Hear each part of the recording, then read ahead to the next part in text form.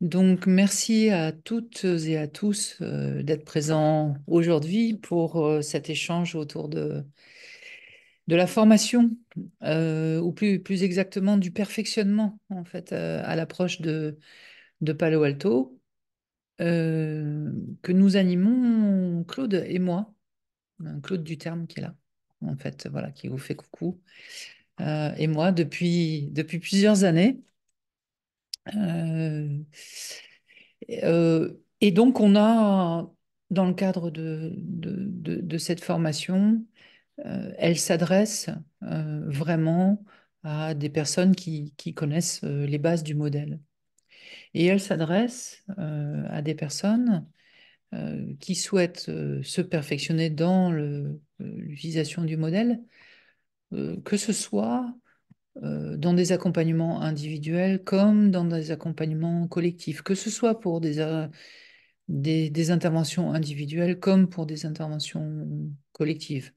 En fait, euh, pour Claude et moi, le plus important, c'est toujours, en fait, l'approche de Palo Alto démarre au moment où on conduit des entretiens. Déjà, on fait différemment. C'est pas une différence qui arrive après les entretiens. Dès les entretiens, on procède différemment. Et donc pour nous, l'entretien a toujours été la pierre angulaire de l'approche de Palo Alto. Donc dès qu'on commence à parler avec quelqu'un, dès qu'on commence à échanger avec quelqu'un autour d'une situation, on va avoir euh, un accompagnement, des questions qui vont être stratégiques et on va euh, par nos questions, pouvoir structurer l'information qu'on obtient selon la grille d'intelligibilité de l'approche de Palo Alto. Donc se perfectionner, ben euh, j'ai envie de dire, c'est développer sa posture, la pertinence de ses questions, les interventions stratégiques qu'on peut faire tout au long des entretiens pour potentialiser au maximum la transformation des situations. Et donc, c'est pour ça que cette formation est euh, relativement conséquente, puisque c'est une formation sur 12 jours, en 6 fois 2 jours. Et au cours de cette formation en 6 fois 2 jours, eh bien, on va passer au peigne fin tous les éléments qui structurent la dynamique et l'organisation générale des entretiens qu'on mène dans le cadre d'une intervention interactionnelle et stratégique selon l'approche de Palo Alto. Voilà ce que je voulais dire en introduction. Alors, pour ceux qui ne me connaissent pas, euh, donc, moi, je pratique l'approche de Palo Alto depuis 25 ans, peut-être même un peu plus. J'ai dû démarrer en 96, donc ça fait 28 ans finalement que je pratique l'approche de Palo Alto. Et j'ai créé mon entreprise d'interaction et changement, dont la vocation est d'amener cette approche dans le monde des organisations du travail. Approche qui, au départ, je vous le rappelle, est une approche thérapeutique, mais qui m'a toujours semblé très élégante, efficace et économique pour être pratiquée dans le monde des organisations de travail, où je trouvais qu'il y avait quand même plein de situations relationnelles qui étaient hyper difficiles, hyper délicates, et qu'on avait là un modèle qui nous permettait de réassouplir beaucoup de situations de travail, si tant est que voilà, on ait cette sensibilité interactionnelle pour lire, comprendre et s'intéresser aux situations de difficultés récurrentes auxquelles sont confrontées les personnes dans les organisations. Je vais laisser Claude se présenter aussi parce que moi, je pense que j'ai la chance d'en connaître plusieurs d'entre vous, mais peut-être c'est moins vrai pour Claude. Oui, ok, bonjour à tous et à toutes. Bon, je vais faire un peu bref.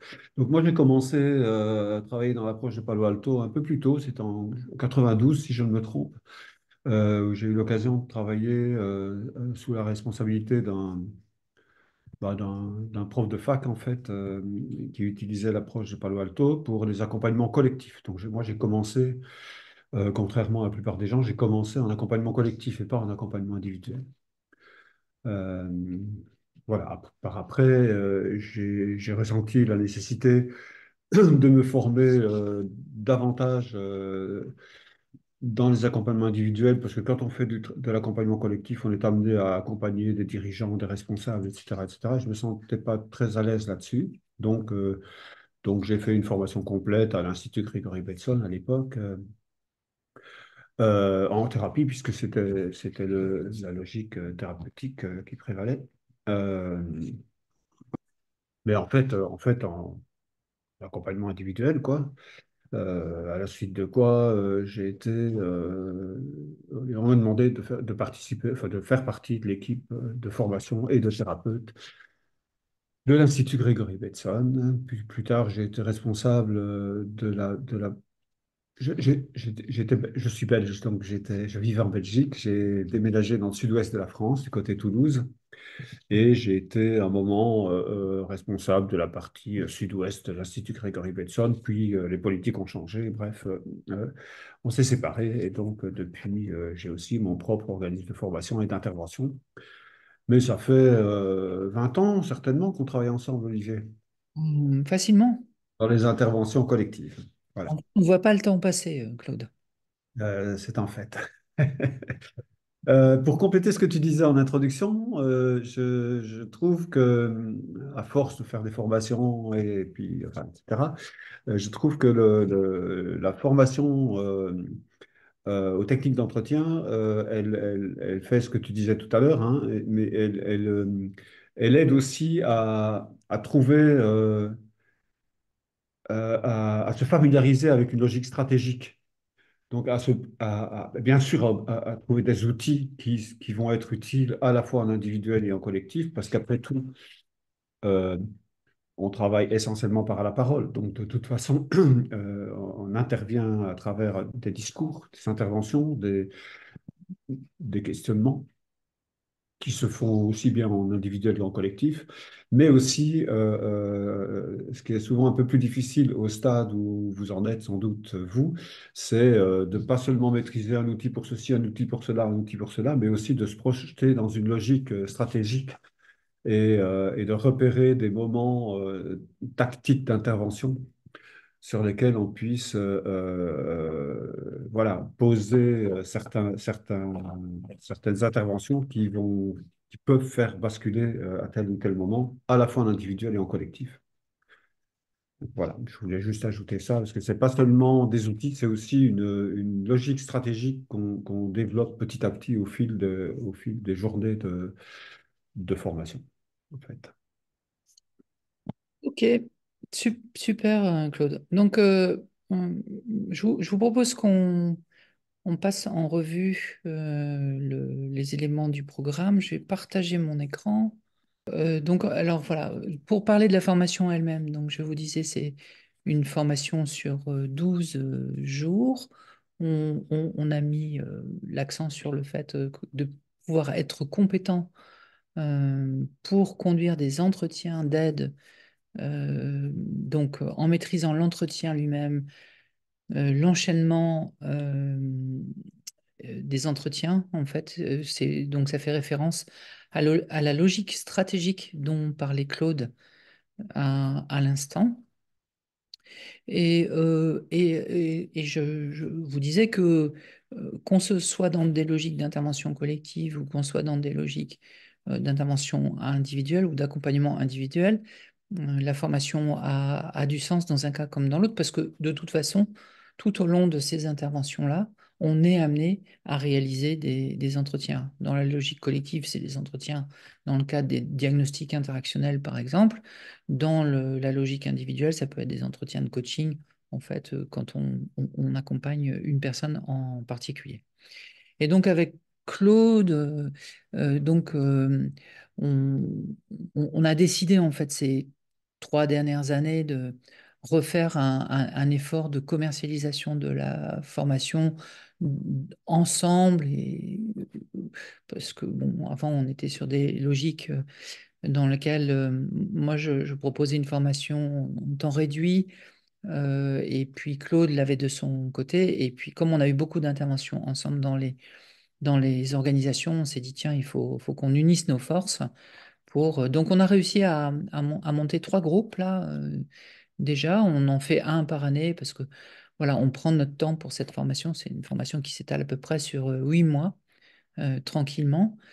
Donc on s'est dit, voilà, on se partageait cette aventure maintenant.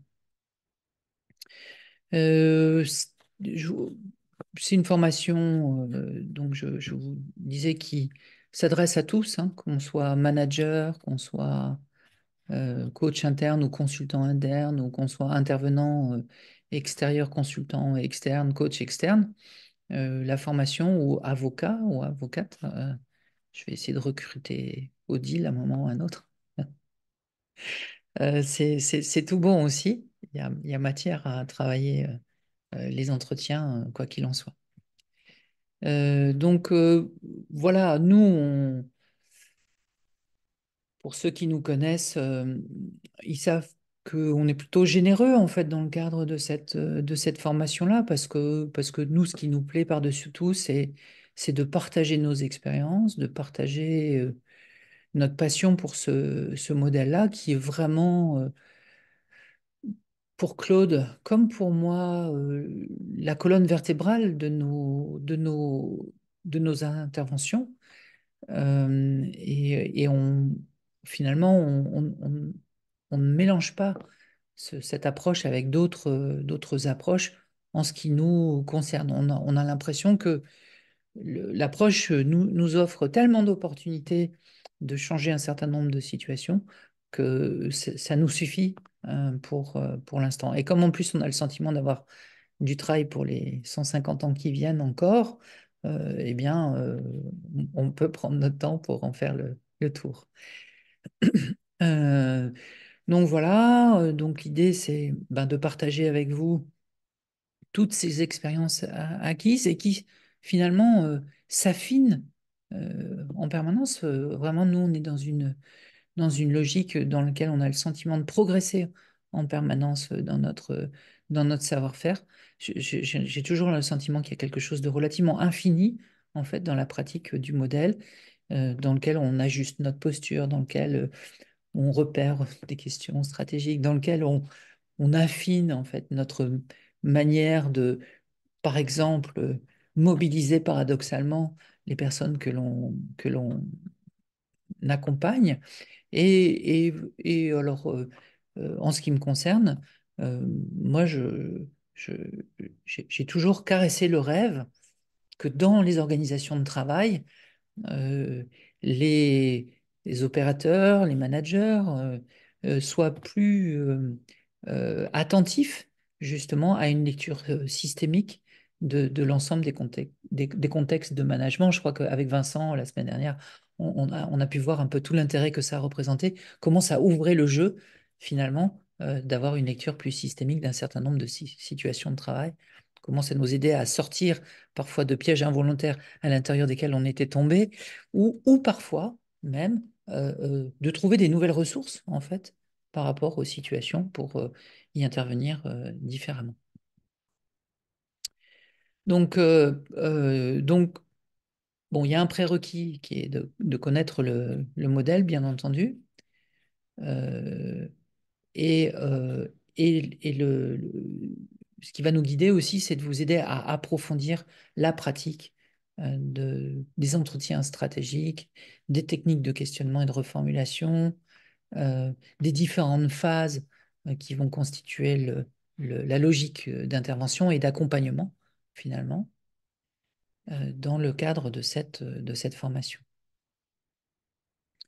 Et puis, on mettra aussi un accent, parce que euh, probablement un point qui doit être beaucoup travaillé avec l'approche interactionnelle et stratégique, c'est à la fois tout le travail de mobilisation des personnes concernées et de formulation stratégique des tâches paradoxales que l'on peut leur donner pour les amener à faire des expériences émotionnelles correctrices qui changent leur vision du monde, en fait. Et donc, la formation, donc Claude est à l'origine, en fait, est structurée autour de 6 modules thématiques. Peut-être je vais te laisser présenter les 6 modules, alors, Claude. Oui.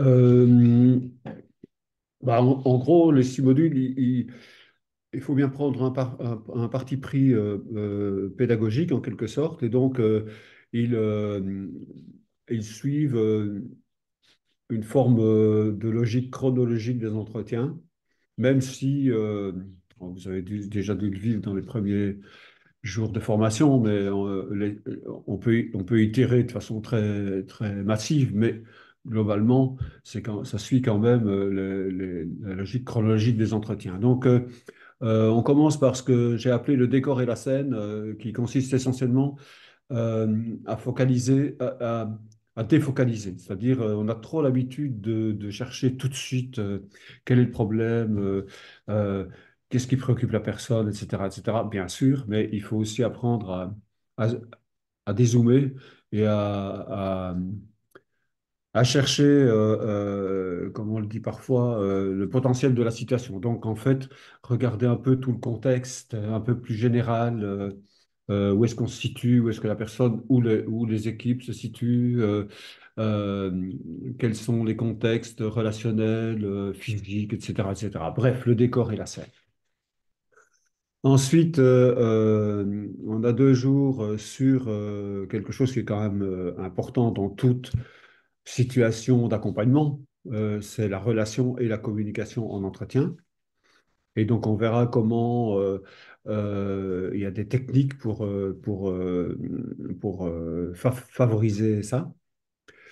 Euh, et on passe ensuite, et ça peut paraître un peu long, mais on passe ensuite à la grille de résolution de problèmes en tant que telle, c'est-à-dire quelles sont les techniques pour définir, pour arriver à définir le problème, et aussi pour mobiliser les personnes en vue d'actions à réaliser pour modifier leur situation.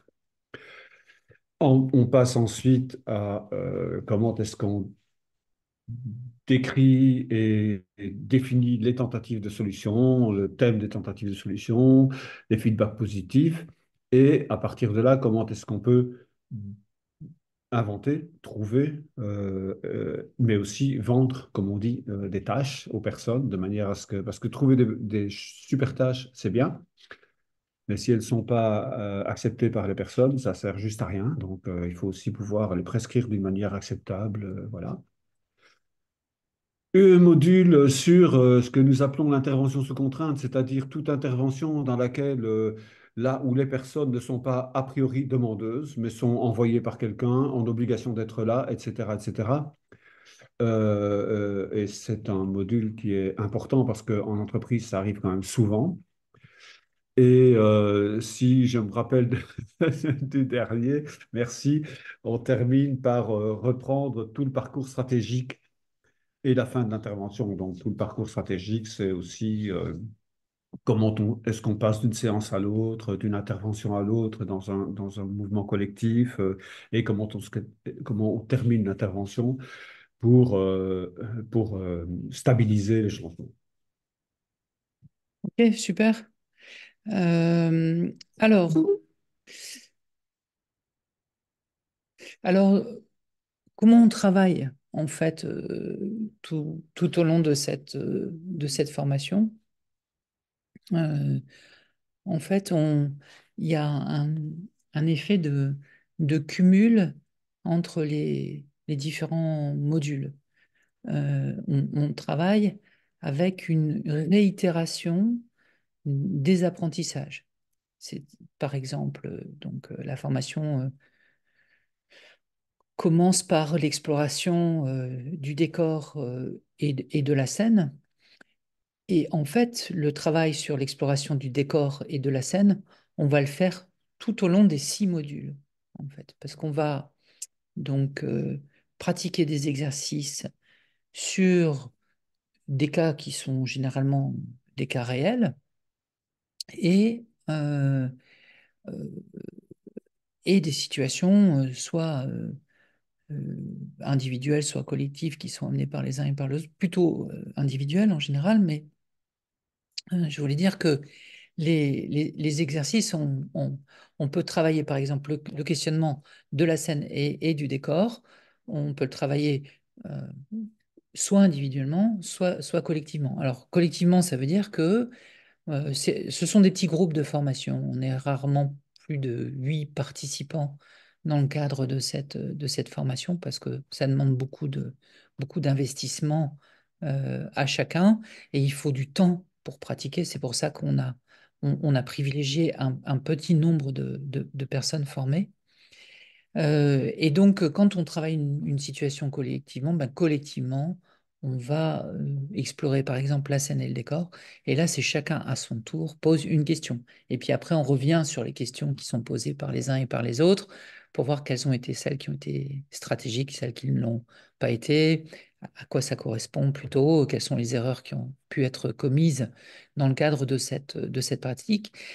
Et petit à petit, en fait, tout au long des différents modules, nous, ça nous permet de voir qu'il y a des vraies compétences qui commencent à être acquises par les uns et par les autres grâce à cette répétition du travail qui va se faire tout au long de la formation.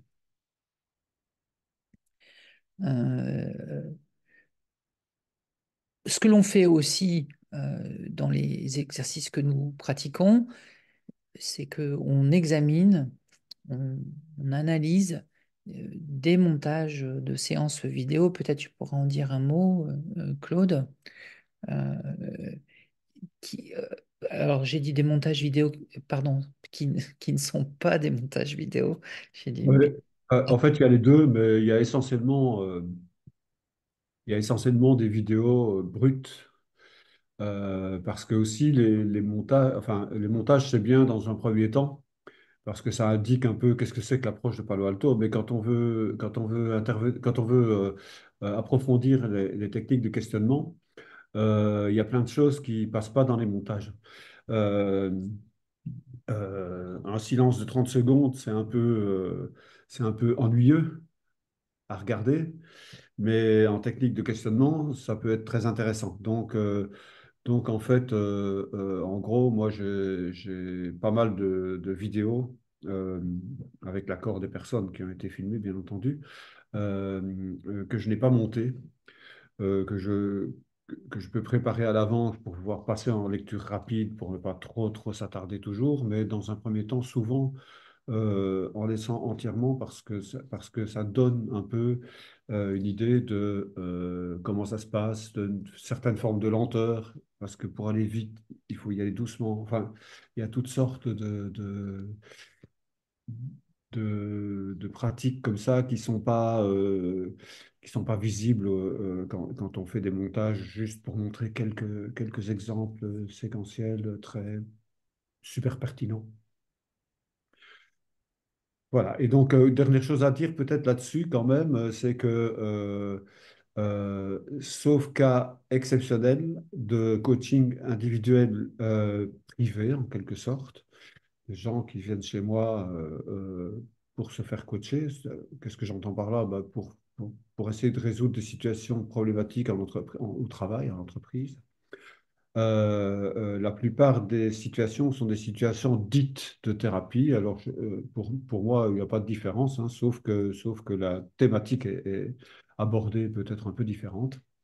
Euh, Surtout parce que dès qu'on a un contrat avec une entreprise, filmer les gens devient pratiquement impossible. Moi, j'y suis jamais arrivé et j'ai abandonné l'idée même de demander parce que c'était bon comme ça, quoi. Voilà, donc quand j'ai des vidéos, ce sont des vidéos d'intervention thérapeutique ou en coaching, mais privées, pas jamais payées par l'entreprise. Alors à cela s'ajoute tout un travail intercession. Là, cette année, on va faire une expérience. On élargit un petit peu plus le temps intercession. Je crois qu'entre chaque module, il y aura quelque chose comme 6 semaines qui sont prévues. On va Euh, vous donner des tâches à faire. voilà, parce que voilà, l'idée, c'est de faire des tâches, en fait. On essaye de de multiplier au maximum euh, les occasions de pratique pour vous, parce que finalement, c'est en faisant que l'on apprend, plus que juste en écoutant. Et donc, on essaye de faire du temps qui passe entre chaque module un partenaire pour faciliter l'apprentissage de chacun. Et bon, et les exercices qui sont faits par les uns et par les autres sont essentiellement des entretiens qui sont débriefés aussi à l'occasion des différents modules, en début de module. Comme ça, chacun peut venir avec ses questions, chacun peut partager ses éléments d'expérience, chacun peut expliquer à quelles difficultés il se sent confronté, ce qui donne encore une occasion de travailler avec les uns et avec les autres finalement. Alors, Oui. oui, Si je tu peux voulais ajouter ajouter? si je peux Vas-y. ajouter quelque chose, c'est très important pour la formation, pour nous, mais pour la formation, que on puisse en grande partie se fonder sur des situations, des expériences qui sont rapportées par les participants. Euh, Parce que c'est du concret, du réel, du vécu dans le temps présent. Et c'est beaucoup plus pertinent et vivant bien sûr, nous, on peut ramener plein de situations qu'on a vécues, plein d'exemples, des vidéos, mais c'est pas du tout pareil. Et en plus, si ce sont des situations actuelles, ben, on peut les suivre de fois en fois et ça fait toute la richesse supplémentaire de la formation. Alors justement, je- je- j'avais l'année dernière lancé quelques témoignages de personnes qui avaient participé à la formation pour partager avec vous qu'est-ce qu'elles en avaient retiré. On écoute Véronique. Bonjour à toutes et à tous, je m'appelle Véronique d'Angélis, ça fait 13 ans que je suis supervisée et accompagnée par Olivier. Alors la première chose que je souhaitais partager avec vous, c'est lorsque je l'ai découverte, cette approche du niveau 1, je me suis dit, intellectuellement, c'est une approche qui a l'air facile, qui a l'air simple, qui semblait presque évidente. Et quand il a fallu les mettre en œuvre, les difficultés là sont arrivées et la simplicité, elle est un petit peu tombée. En fait, il s'avère que au fur et à mesure qu'on la découvre, c'est une démarche qui est particulièrement subtile. Et d'ailleurs, c'est ce qui en fait qu'elle est redoutablement puissante. Et donc, je trouve que c'est cette subtilité qui justifie qu'on ne peut pas faire l'économie de se former et de prendre le temps de se former parce que c'est une démarche qui, je trouve, prend du temps à s'apprivoiser. Donc j'ai trouvé que sur le premier niveau, c'était un temps où on l'apprenait, on apprend à décortiquer, on apprend à voir ce qu'est cette démarche. Sur le niveau 2, on prend le temps de comprendre. Comprendre ce qu'elle est, comprendre ce que l'on fait, pourquoi ces différentes étapes, à quoi elles servent, de prendre le temps d'infuser pour mieux l'incarner et surtout de prendre le temps de l'expérimenter. Alors, on a un format qui était chouette parce qu'on était 7 personnes, donc c'était la possibilité d'échanger, de partager, et ça en faisait déjà une richesse. Après, ben, on a 2 formateurs pour nous, c'est grand luxe parce que ça permettait d'avoir des regards croisés, des formulations de l'un, des reformulations de l'autre, et donc ça a énormément participé à la compréhension et surtout à l'approfondissement de la démarche. Moi, j'ai trouvé que c'est vraiment une chance qui m'a été donnée de pouvoir suivre ce niveau-là. Alors, qu'appeler niveau 2 parce que c'est la suite d'un niveau 1, mais pour moi, c'est un niveau qu'il faut pouvoir s'autoriser à faire et à revoir parce que ça permet des prises de conscience, un peu comme un grain de maïs qui devient d'un coup un pop-corn. Et voilà, et moi, tous les petits grains de maïs ne sont pas encore devenus des pop-corn. C'est pour ça que je la referai très volontiers. Et je pense que ça sera une relecture avec de nouvelles expérimentations et très vraisemblablement, je redécouvrirai. Je suis quasiment sûre que même à la 5. Ah, ah bah alors, bon voilà, bon bah ça va s'arrêter là pour le témoignage de Véronique, je l'avais pas revu dans son ensemble. Toujours est-il que ben, Véronique est dans le prochain groupe, hein. Elle revient pour faire éclore encore des pop-corn. Elle sera avec nous de, de- de nouveau cette année. C'est vraiment une incroyable supporter de l'approche de Palo Alto. Et Véronique est coach interne en fait dans une grande entreprise du secteur de l'assurance. On va écouter Christophe maintenant. Autre témoignage. Bonsoir Olivier, ici Christophe. Écoute, c'est avec plaisir que je saisis au vol ton invitation à témoigner en vue de ton webinaire. Alors quelques mots, écoute, cette formation niveau 2, moi, elle m'a beaucoup apporté en matière de démarche de coaching.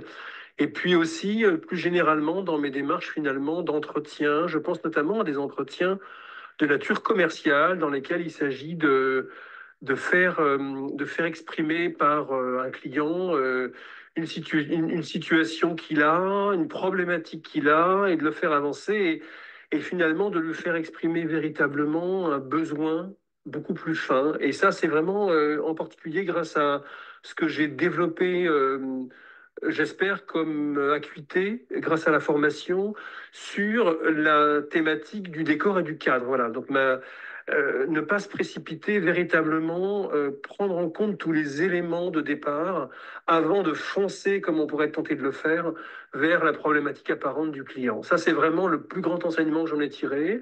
Et puis, je crois aussi avoir grandi en ce qui concerne ma démarche d'intervention. Et je réalise qu'il y a parfois beaucoup de choses qui font intervention. Une bonne question déjà, parfois, qui fait intervention. Une reformulation. Enfin voilà, je crois que j'ai développé des choses grâce à cette formation. Je l'espère, je le crois. En tout cas, je m'en trouve bien et je suis heureux de l'avoir suivi. Voilà, écoute, je souhaite à ton groupe 2023 je souhaite à de nombreux et nombreuses personnes de le suivre et de faire un beau groupe pour bien profiter de cette belle formation. Excellente soirée, Olivier, et à bientôt. Au plaisir. Voilà. Donc, quelques informations sur la formation elle-même. Donc, 12 jours, on a vu, en 6 modules de 2 jours.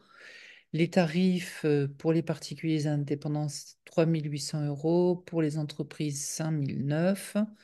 Nous sommes Calliope, ce qui ouvre une part de prise en charge via les OPCO. Voilà, mais pour toutes ces choses très importantes liées à l'administration de la formation.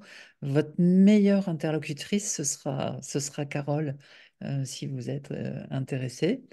Si vous êtes intéressé, il faut se préinscrire sur le site, sur le catalogue en fait de formation que nous proposons. Peut-être, Carole, tu pourras mettre le lien dans la conversation.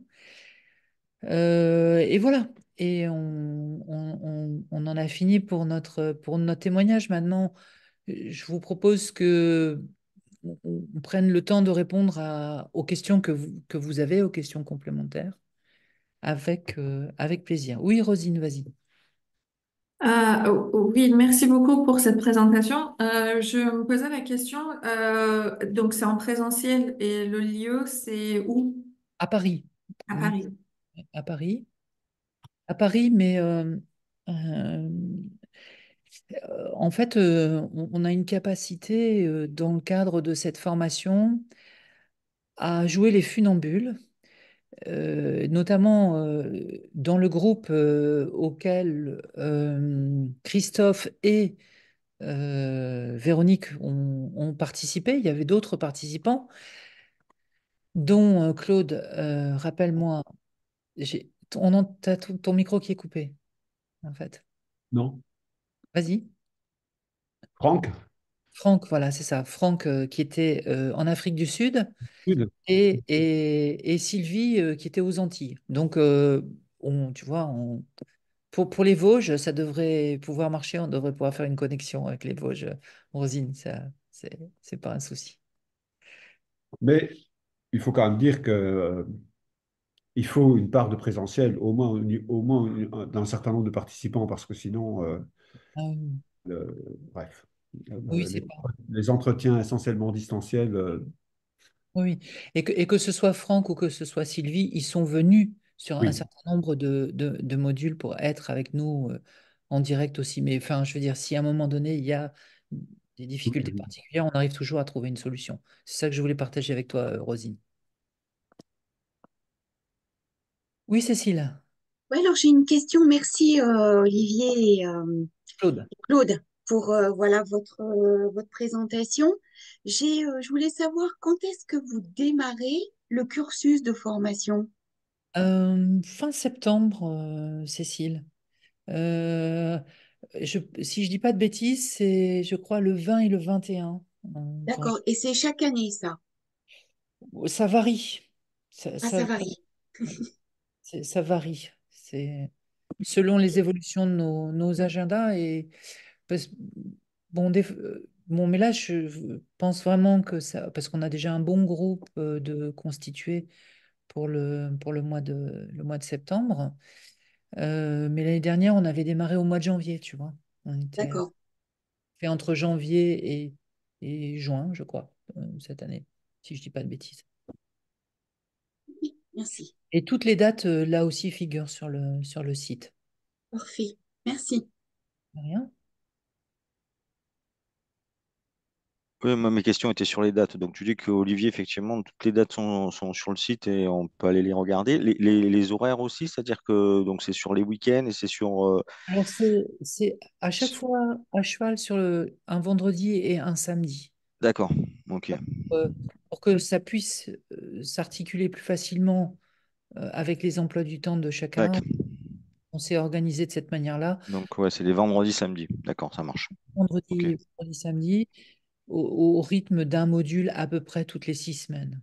D'accord, ok. Ok, ok. C'est bon pour vous? Ouais, Rosine, c'est bon? Vincent, un témoignage peut-être? Tiens, après, moi j'aimerais bien entendre Cécile justement et Vincent là qui se sont nouvellement formés autour de l'approche de Palo Alto. Ouais, moi je te disais, c'était. Donc, je vous disais, l'information était très claire, là, ce que vous avez dit.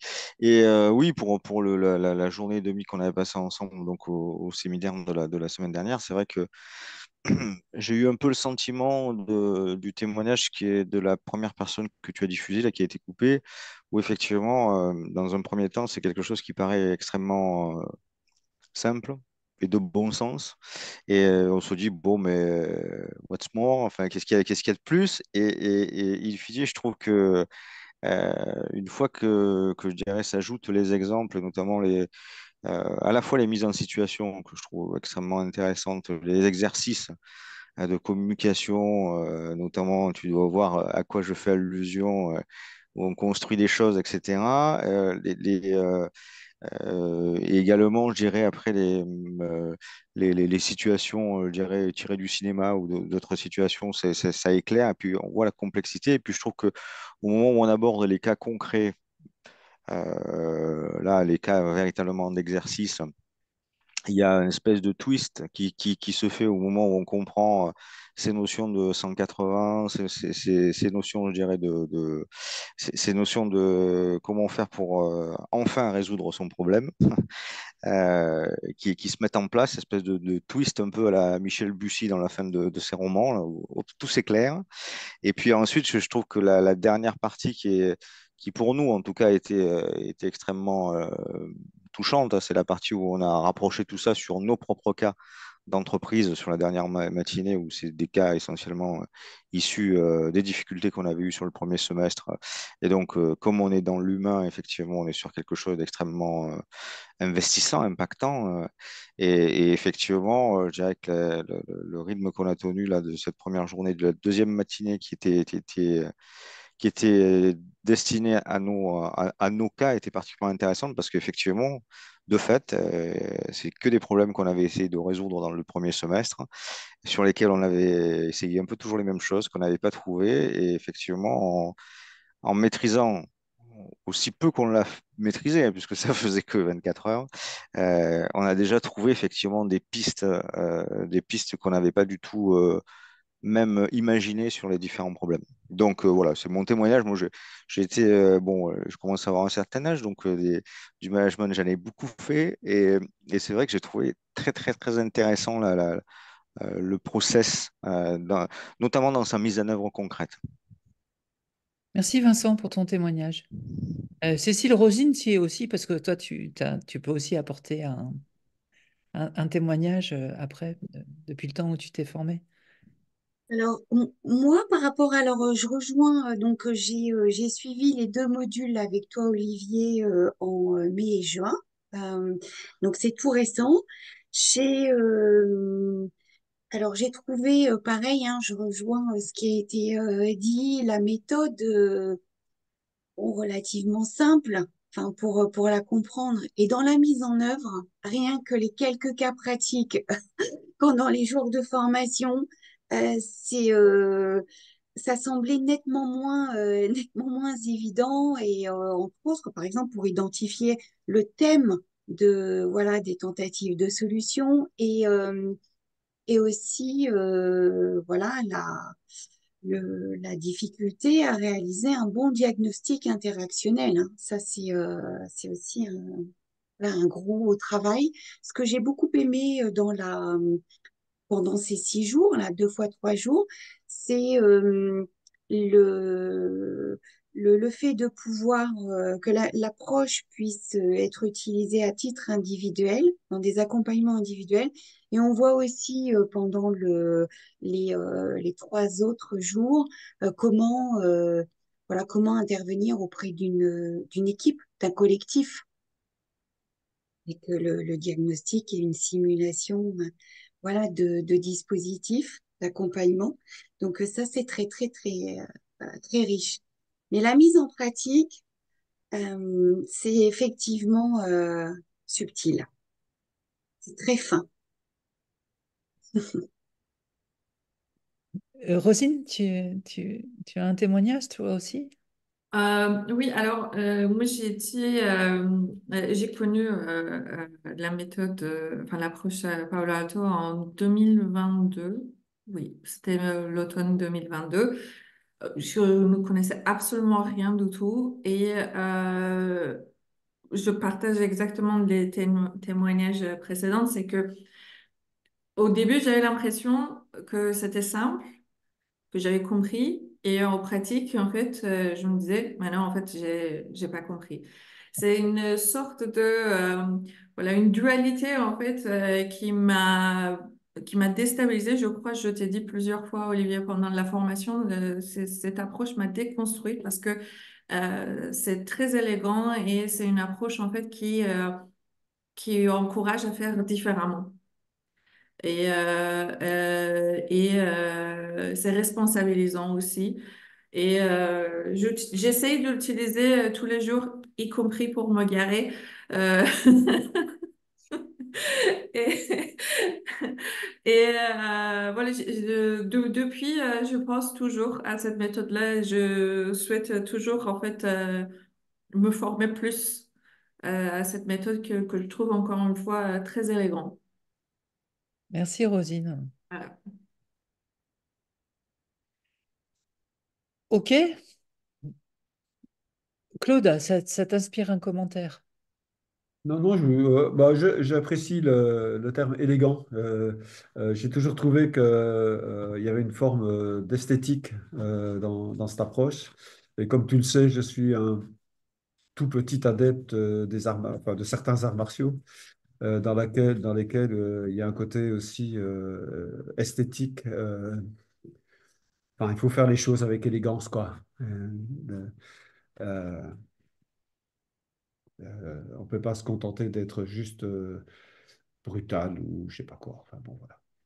Donc j'apprécie beaucoup le terme élégance, oui. Et l'autre chose, c'est que je voulais juste m'assurer que si vous aviez d'autres questions ou pas. Euh, Sinon, il nous reste à vous souhaiter un bon week-end, une bonne fin de ah semaine. oui. Et puis, En tout cas, merci pour la présentation, c'était très, très clair. OK. super, super, super.